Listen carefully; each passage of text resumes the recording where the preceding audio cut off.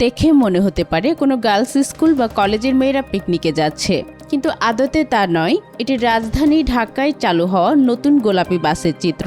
প্রথম দিনেই নজর কেড়েছে এই পিঙ্ক বাস। নারীদের নিরাপদ ও স্বাচ্ছন্দ্যপূর্ণ যাতায়াত নিশ্চিত করতে রাজধানীর গণপরিবহনে চালু হয়েছে বিশেষ এই মহিলা বাস সার্ভিস।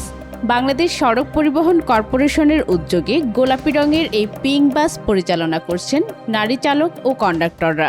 পিঙ্ক কালার মানে পিঙ্ক কালারটা ড্রেস করতে চুজ করা হচ্ছে এর জন্য যে মেয়েরা মানেই তো পিঙ্কিস মানেটাও হচ্ছে লেডিস, আর লেডিসরাই হচ্ছে মহিলা।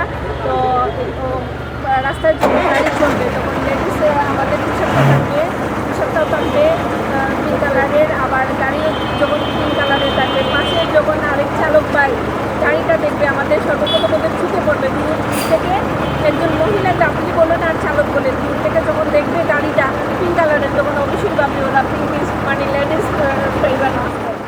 মঙ্গলবার সকালে তেজগাঁওয়ের BRTC Dhaka truck bus depot প্রাঙ্গণে সড়ক পরিবহন ও সেতু, রেলপথ এবং নৌপরিবহন মন্ত্রণালয়ের মন্ত্রী শেখ রবিউল আলম এ কার্যক্রমের উদ্বোধন করেন। প্রাথমিকভাবে রাজধানীর গুরুত্বপূর্ণ কয়েকটি রুটে 10টি বাস দিয়ে পিঙ্ক বাস সার্ভিস চালু করা হয়েছে।